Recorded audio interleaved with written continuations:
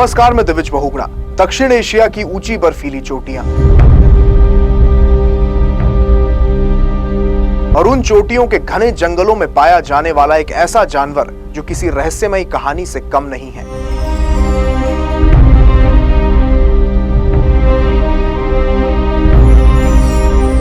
घुमावदार सींग, मजबूत शरीर और भूरे काले रंग वाले इस जानवर का नाम है मारखोर, जो कि पाकिस्तान का राष्ट्रीय पशु है और दक्षिण एशिया के कई हिमालय क्षेत्रों में पाया जाता है। लेकिन आज स्थिति कुछ यूं है कि यह जानवर विलुप्त होने की कगार पर है और हैरानी की बात यह है कि दक्षिण एशिया के देशों के अलावा अब भारत के उत्तराखंड में भी इसको बचाने की नई कोशिशें शुरू हो चुकी हैं। मारखोर एक जंगली बकरी की प्रजाति है जिसे वैज्ञानिक रूप से कैपरा फैल्कोनेरी कहा जाता है। इसका नाम फारसी शब्द मार यानी सांप और खोर यानी खाने वाले से बना है।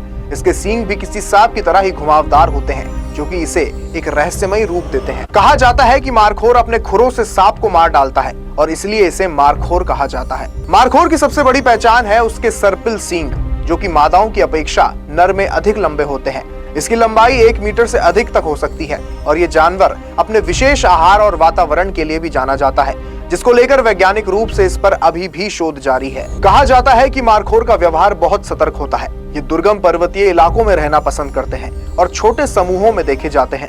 लेकिन पर्यावरणीय असंतुलन, अवैध शिकार और प्राकृतिक आवास की क्षति ने इस प्रजाति को संकट के कगार पर पहुंचा दिया है। मारखोर की मूल जनसंख्या पाकिस्तान, अफगानिस्तान और कश्मीर क्षेत्र में है, लेकिन अब उत्तराखंड में भी इसे संरक्षित करने की पहल शुरू हो चुकी है। नैनीताल चिड़ियाघर वर्तमान में मारखोर के संरक्षण का केंद्र बनता जा रहा है। यहाँ न सिर्फ इन दुर्लभ जानवरों को सुरक्षित रखा गया है, बल्कि उनकी संख्या बढ़ाने के लिए भी सुनियोजित प्रयास किए जा रहे हैं। चिड़ियाघर प्रशासन के अनुसार मारखोर के प्रजनन कार्यक्रम को और अधिक प्रभावी बनाने के लिए दार्जिलिंग चिड़ियाघर से सहयोग की पहल की गई है।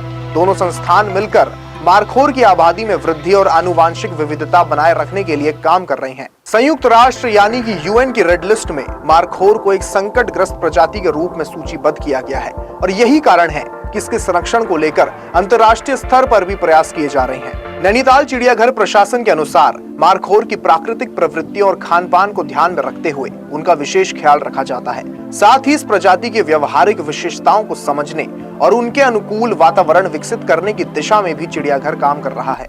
वहीं राज्य सरकार और वन विभाग भी मारखोर के संरक्षण को लेकर गंभीर है। भविष्य में मारखोर को संरक्षित जंगल क्षेत्रों में पुनर्स्थापित करने की योजना भी बनाई जा रही है, ताकि ये प्रजाति न केवल चिड़ियाघरों तक सीमित रहे, बल्कि अपने प्राकृतिक वातावरण में भी दोबारा स्थापित हो सके। उत्तराखंड में मारखोर का यह प्रयास न केवल जैव विविधता को सहेजने की दिशा में एक अहम कदम है, बल्कि राज्य के संरक्षण मॉडल को भी एक नई पहचान देता है। क्योंकि मारखोर सिर्फ एक जानवर नहीं, बल्कि हिमालय की आत्मा है और अगर इस जीव के संरक्षण के लिए अभी उचित कदम नहीं उठाए तो कल ये जीव हमें सिर्फ किताबों में ही देखने को मिलेगा। ये वीडियो अगर आपको पसंद आया तो जरूर इसे लाइक करें और हमारे चैनल को सब्सक्राइब करें। नमस्कार।